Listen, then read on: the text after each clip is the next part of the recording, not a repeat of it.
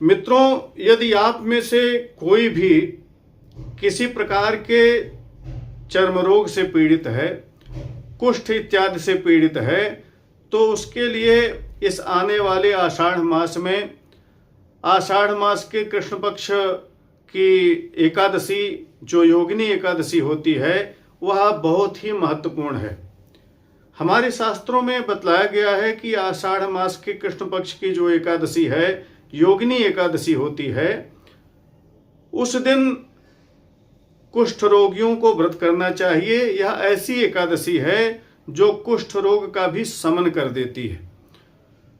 तो 10 जुलाई 2026 को सभी स्मार्तों की योगिनी एकादशी है और 11 जुलाई 2026 को समस्त वैष्णव जन इस एकादशी का व्रत करेंगे, अर्थात 2 दिन एकादशी का व्रत होगा। तो जो गृहस्थ जन है, स्मार्त जन हैं, जिन्होंने किसी प्रकार की दीक्षा इत्यादि नहीं ली है वैष्णव नाम की, वे सभी 10 जुलाई 2026 को इस योगिनी एकादशी का व्रत करेंगे और जो वैष्णव जन हैं वह 11 जुलाई को करेंगे। तो मेरे कहने का तात्पर्य यह है कि जो लोग किसी प्रकार से चर्म रोग से पीड़ित हों, कुष्ठ इत्यादि से पीड़ित हों, कोई शरीर में दाग धब्बा हो, उन्हें इस योगिनी एकादशी के व्रत को करना चाहिए। और एक बार ही करके नहीं, आने वाली समस्त योगिनी एकादशियों के व्रत को प्रारंभ कर दें और निश्चित रूप से उन्हें फल प्राप्त हो जाएगा। देखिए, हर महीने में सूर्य सप्तमी आती है। वह कभी कभी मित्र सप्तमी होती, कभी भानु सप्तमी होती, कभी विवस्वत सप्तमी होती है। अनेक नामों से सप्तमी आती है। तो वह सूर्य की सप्तमी रहती है। तो सप्तमी के दिन भगवान सूर्य की आराधना और जो सूर्य कुंड है उसमें स्नान और भगवान सूर्य को नित्य अर्घदान, उनके नाम का जप, यह सब कार्य करें।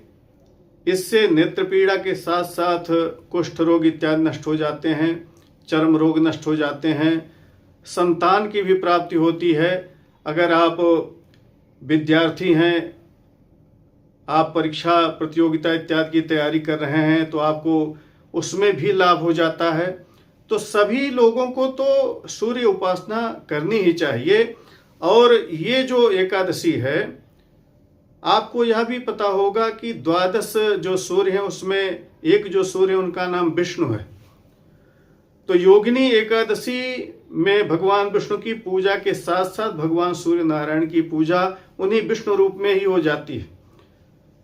तो इस एकादशी का पूरा आप लाभ लें। इस एकादशी की कथा हमारे चैनल पर उपलब्ध है। वह कथा संस्कृत एवं हिंदी दोनों में है। आपको आई बटन में तथा इस वीडियो के डिस्क्रिप्शन में उसकी लिंक प्राप्त हो जाएगी। आप वहां से जाकर इस एकादशी की व्रत कथा का श्रवण भी कर सकते हैं, जिसमें आपको ज्ञात हो जाएगा कि कैसे यह एकादशी कुष्ठ रोग का निवारण करने वाली कही गई है। ओम नमो भगवते वासुदेवाय।